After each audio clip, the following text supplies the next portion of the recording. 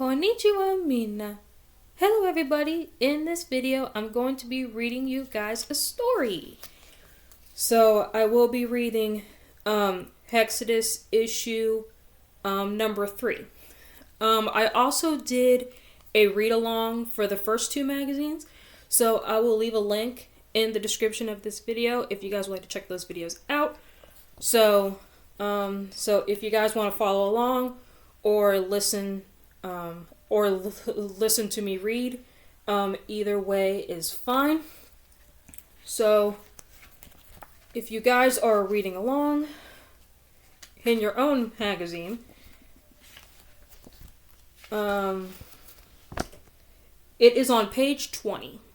So I will be reading the recap and the prologue, because these chapters can get quite long. So I will do 1 chapter per video. So let's get started. So starting off with the recap. The mass exodus of people traveling from Earth to Eventide is ongoing, bringing fresh talent and ideas to new guilds and existing ones. But a major crisis is at hand, one that could potentially put a stopper infinitely in dimensional travel for everyone, and by extension prohibit anyone from discovering Eventide ever again. Of the 5 factions, Treeforge was the first to encounter the smoky race of abnormalistic creatures they dubbed Chronos. These wispy beings recently began spilling into Eventide from the rifts caused by portals that have collided. From where exactly they're coming from, no one is certain. But the Treeforge Guild leader, Oliver Rose, intends to find out. As the only person who has ever seen another dimension apart from the 2 that are known, he feels it's his duty to uncover the answer. It's clear that Eventide's portals were never meant to collide, which makes getting to the bottom of the underlying issue that much more pressing. Some suspect of disaster was caused by the presence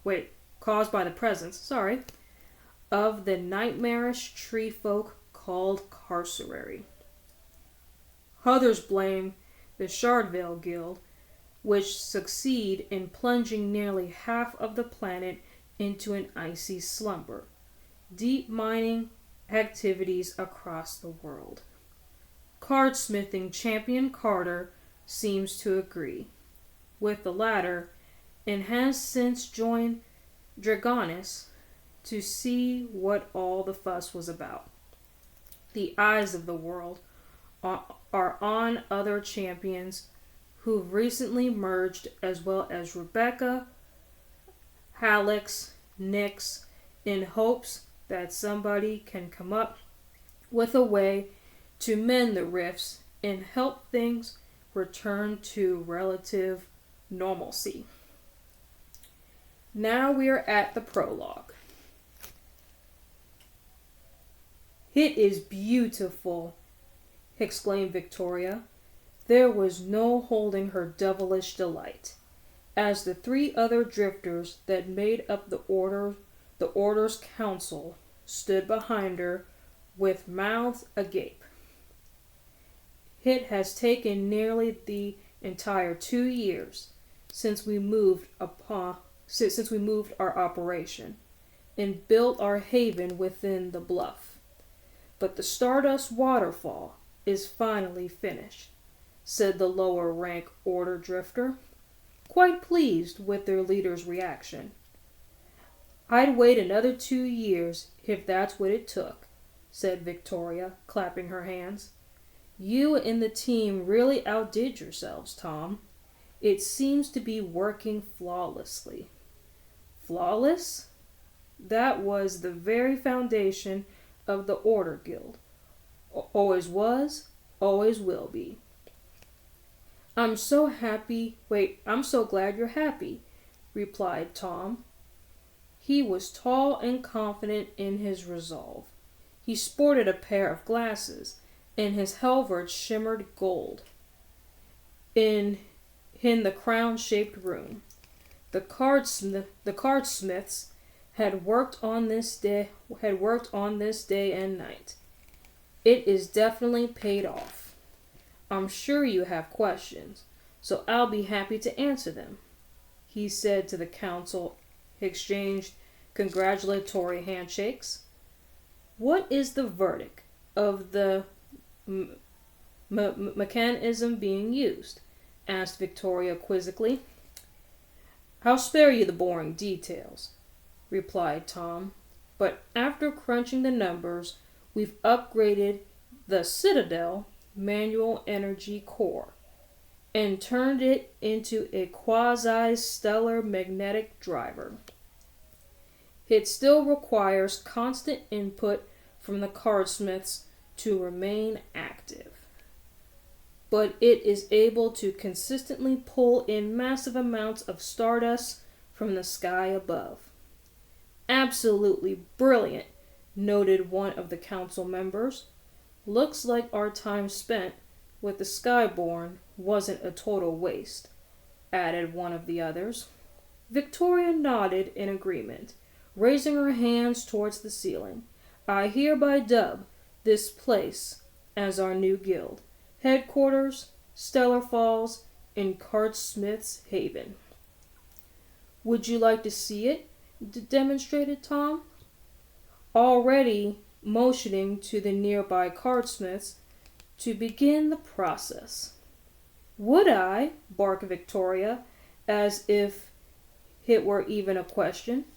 She was bouncing up and down in anticipation, while drifting simultaneously as the circular castle began to hum to life. Just imagine the wanderers will be able to forge with this at our disposal, one of the council members was saying. So grand, agreed another. Skyborn may have been able to stay relevant after our departure, but now Helena the Star Formation will seem like a tiny toy compared to the monstrolites we will unleash with this.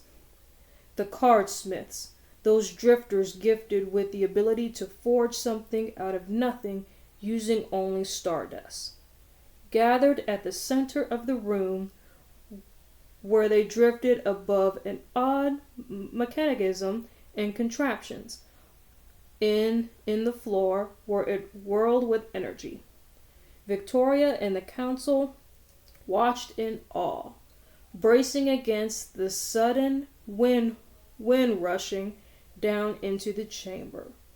All of the cardsmiths' halberds shook violently as a massive stream of glittering stardust rained down from the night sky overhead. The stardust falls grows in diameter until the whole room was bathed in its ethered light. Alright, so that is the prologue. So yeah guys, I hope you guys enjoyed this video. Please leave a comment, like, and subscribe, and let me know what you guys think about this video down below. So the next video, I will be doing chapter 1, which is called Skyborn's Regret. So I think this is the first magazine where we get titles to chapters, which is super cool. So yeah guys, I will see y'all next time. My money.